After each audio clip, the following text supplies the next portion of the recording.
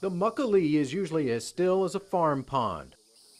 Little stirring except the birds and frogs. Living in this place is so special. But 20 years ago, it was also terrifying. We don't have flash floods in South Georgia, but we did that night. Overnight, July 6th and into the 7th, the quiet little creek roared to life.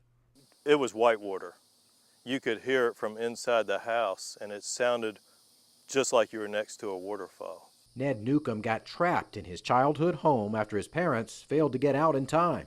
My parents were like, "Oh yeah, go help your brother. You know, he thinks it's gonna flood." When Ned got word of unbelievable flash flooding going on a few miles upstream on Northampton Road, he rushed to get his parents out. Ned and his dad returned. And I walked out on the dock, loosened the lines on the boat, and stepped back on the dock. And in that short a time, I was ankle deep in water. And then I realized we were in trouble. They planned to beat the water and save his parents' belongings, but soon realized that was a battle unwinnable. We did not save anything. They ended up climbing these stairs, then watching the water consume them step by step till only a few remained dry. And about 6 in the morning, we came out that window, and the water was level with the eaves of the house. They climbed into a boat they tied next to the house and took a dangerous ride to safety and didn't come back for a week and a half. The house was a wreck. Ned's parents moved in upstairs for the long rebuilding process, which by late November, thankfully, was complete. We had Thanksgiving dinner here. Ned's parents lived here until they died. Now he and his wife Mary live in the old stone house that was a rock against a record flood. I wouldn't want to be anywhere else. Next to the creek they hope stays still and quiet. You got to get them feet moving. That blur on wheels is 12-year-old Tanner Watts. It's just like intense. He started skating about the time he started walking. I've been skating since I was 11 months old, but I've been speed skating since I was 4.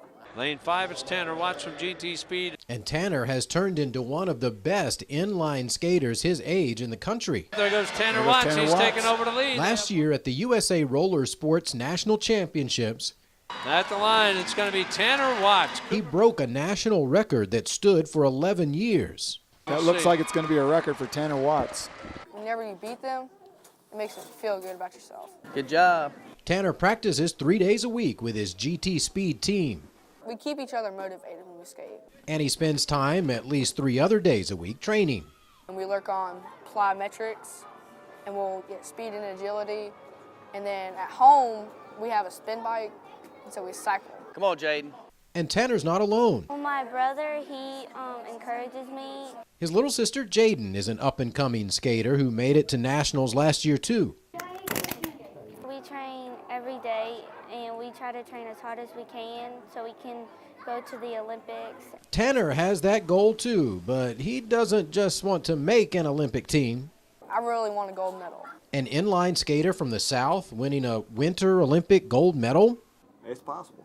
In fact, it's happened, and some of the best American long and short track skaters in Sochi grew up inline skating in the South. There's 3 or 4 people that are skating or team members. They started in our region. Tanner and Jaden's dad and coach says the skills they're perfecting now will transfer to the ice, especially to short track skating.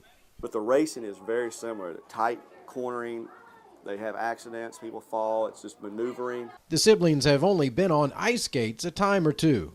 And how'd that go? Not well. Didn't really do too good. Get set. But they know they have the fundamentals to be good ice skaters. Speed and agility, definitely. And something else you can't teach. I like to win. I hate to lose. When I lose, it just makes me want to train more. I try to get focused and train really hard. One more lap. And that commitment and desire could one day send one of these South Georgians Good job. Good job. skating for the gold.